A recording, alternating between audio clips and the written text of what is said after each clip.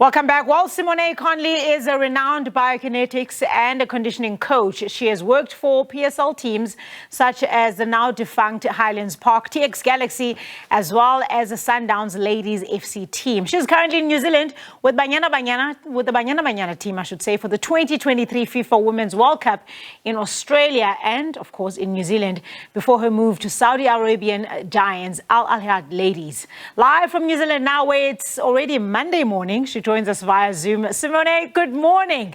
So where exactly are you now? Good morning, Kate.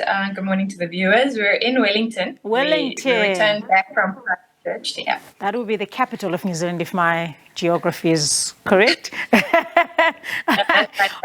yeah. So just down the road, the Springboks lost to the All Blacks. How's everyone there in New Zealand?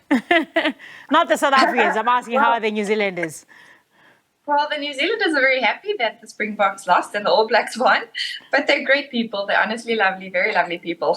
Yeah. Let's speak about your career. Congratulations on your move to Saudi Arabia. Firstly, how do you say your club's name? The new club? Yeah, it's Al Itihad. Thank you so much, Kate. Al Itihad. Okay, well, congratulations. How did this move come about? And what do you know about this team? Well, the team has been in existence for the last 3 years. They've competed for 2 seasons. They just looked at strengthening their competitive edge, and they've brought in international coach, Coach Kelly Lindsay. And then, they looked to strengthen their technical team, brought in international goalkeeper, assistant coach, and obviously conditioning coach and biokineticist. So it's an aspiring team. The Saudi Pro League is expiring. They want to invest in their males football, as we've seen. They want to invest in their female game. So it's all about just jumping onto a project that has the world of potential, Yeah, you're not going to be the only South African in that side of the world.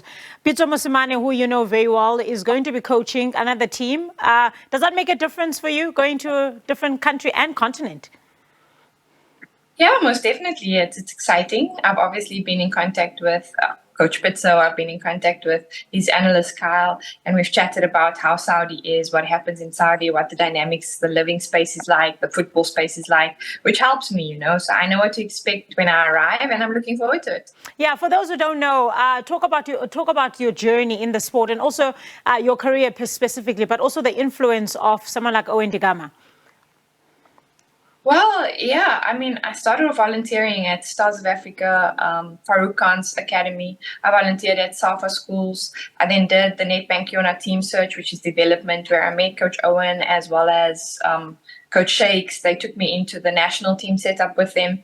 And then when Coach Owen got to Highlands Park, he brought me on board to Highlands Park. We promoted Highlands Park to the PSL. So I applied my trade in the NFD, promoted a team to the PSL. And I think it was great because my learning curve within football really started in development. And I slowly climbed the ladder and learned at every step, Applied my trade in PSL. And then God placed me in women's football once I had moved on from PSL, which is a blessing. Yeah, your last assignment before now, obviously with Banyana Banyana, but you were with Sundowns Ladies. What did you learn about that? And also, is there a difference in terms of your approach with the different teams? Because you were in the male teams for a number of years, and then you moved over to Sundowns Ladies, who are doing well, by the way. Yes. Well, there's a big adjustment that you need to make, especially in terms of conditioning between men and women. We know the hormones are not the same. The response time to certain triggers and load is not the same. So yes, I had to adapt my approach. I had to also learn and grow and be able to, be flexible in terms of how I do things. And I think I've managed to do that now. And I'm looking forward to continuing in the ladies space. It's growing, it's big, and South Africa just needs to jump on board and support female football. There's a lot going on and it's exciting. Yeah. What are you focusing on with Banyana team? We're going to talk about the build up to the World Cup specifically. But for you personally, being in that space of international sport and also Banyana going to their second World Cup, what is it like and what has been your key focus with the ladies? Well, firstly, I'm just grateful that Coach Des has called me up and given me the opportunity, but she's called me into this camp as the biokineticist. So I'm not doing the conditioning element at this team. I'm strictly the biokineticist, focusing on injuries, rehabilitating injuries. We had 3 girls who came to camp with injuries, and it's been my job to get them back on the pitch. They are back fully training. Two of them played in our friendly. So far so good. It's been great. And we've just got to keep on working hard to make sure it stays good and we're able to compete. I mean, it's an opportunity of a lifetime for the players. It's opportunity of a lifetime for people like me. And it's opportunity of a lifetime for the whole of South Africa. Yeah. I think that the nation should be very proud and is very proud of our girls. Yeah. Mood in camp currently, I'm going to go back to what you're talking about now, getting players back on the field after an injury. But how are the girls doing? It's been quite chaotic on this side in their build-up, but how are they? They're good. They're good. They're strong. They're mentally strong. They're physically strong. They've got goals and ambitions and desires, and they know how to separate aspects. There's football on the pitch, there's aspects off the pitch, but it's all about being intelligent and emotionally intelligent to focus on the job at hand. And I think that they're getting that right. This is a really great crop of players. Yeah, that 2-0 win over Costa Rica must have lifted the mood as well. What do they take from that? And also, how do you believe it's lifted them and prepared them going into this World Cup? I mean, you are with them on a daily basis, so you hear those conversations, even if it's unrelated to you specifically. But for them, how are they going to this World Cup? I think they're feeling good. They're feeling positive. They aren't oblivious to the fact that, they can't just let one win get them all ramped up and ahead of themselves. Sweden's not going to be an easy team to play against, and neither will Argentina and Italy. So there's still a lot of hard work to be done. They're focused. They're goal orientated. So they've just really done well for themselves, and they're so hardworking and dedicated to what they need to do. It's amazing. Yeah, going back to what I was talking about earlier on, getting players back on the field. A player that's very exciting in South African football to watch right now is Peter Shalulile. Rumor has it you had something to do with how great he is nowadays. Tell us that story. How do you know Peter Shalulile?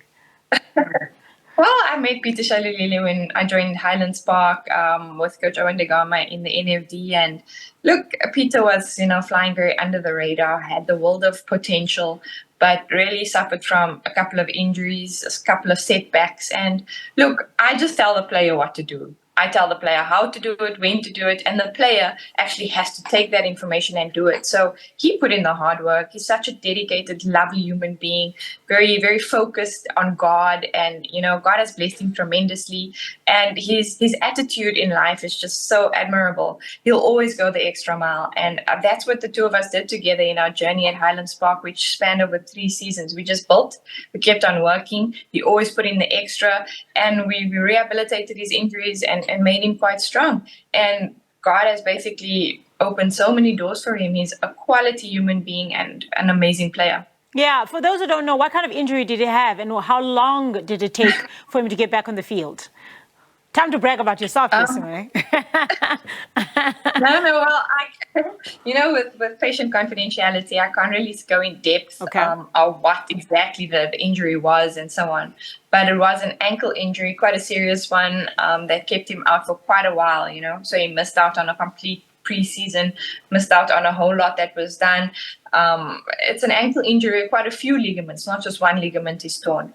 So that's basically what put him back. Obviously, the normal niggles that every player has when they're not where they need to be, like your hamstrings, your groin, that type of stuff also. But the major one was that ankle injury. Yeah. For you, new career now, obviously new continent and all of that. What do you leave behind? And are you not afraid of what you leave behind? I mean, I know you're very close with your family. Your sister was also an Olympian. But this opportunity came for you and you grabbed with both hands, obviously. But why? Was it a bit of a struggle for you to leave the country, or was this just something that you didn't even have to think about? No, I think it is going to be a struggle, Currently, I'm in New Zealand and I've got to go back and then I've got to fly to Saudi. So the reality of leaving was probably still going to, hit me, especially when I realize, okay, I'm leaving for an extended period of time. I think that the excitement is still overwhelming everything and that type of thing. But yes, obviously, I'm going to have to leave my family behind and But, you know, with technology being what it is these days, it's great. We can video call, we can chat all the time, we can keep in touch. And yeah, I think once I'm settled in Saudi, I won't be as busy as I am over here. There won't be such a huge time difference like there is over here. So, I mean, technology is going to make that okay and easy. But yeah, I'll miss them. And I'll obviously, you know, fly back at least twice within the year to see them and visit, and also to have some downtime. So yeah, I think we just work around it, you know? Yeah, last one before I let you go. You know, there may be somebody who's watching at home right now who's interested in pursuing a career, maybe in football, or in sports, but they think the only way to get there is to be able to play the sport. What advice do you have for them? And also, you know, quickly how you were able to navigate, you know, getting into this avenue? Well, yes, as a student, I used to play sport as well, but I realized that I'm not really going to make an income, especially within the women's sphere of sport. So I decided to take an alternate route, go and study and, you know, become a professional and then work to apply my trade. I just believe that if you really want something, you've got to work for it and you can't give up. You're going to face challenges, you're going to face obstacles, but don't give up. Keep knocking on doors and eventually doors will start opening for you. But also, be willing and humble enough to volunteer. Be willing and humble enough to help with selflessly without having to get something back immediately. And eventually the fruits of your labor will come to you, you know? So if it's your goal and your dream to be in sport, playing sport is not the only way. I'm enjoying what I'm doing. I've had the world of opportunities and I'm so grateful. Well, thank you so much. We're going to follow your journey from New Zealand and all the way to Saudi Arabia. All the best, and send our regards to the girls and wish them all the best in not just a match against Sweden, but also the entire tournament. We're looking forward to having them home and hear about all those experiences down under. Thank you so much, Kate. Cheers. And goodbye, South Africa. Have a great day. Yeah, Bye. that was Simone Conley there, a biokineticist with and a conditioning coach currently down under, well, in New Zealand, as they prepare, Banyana Banyana prepares for the 2023 FIFA Women's World Cup.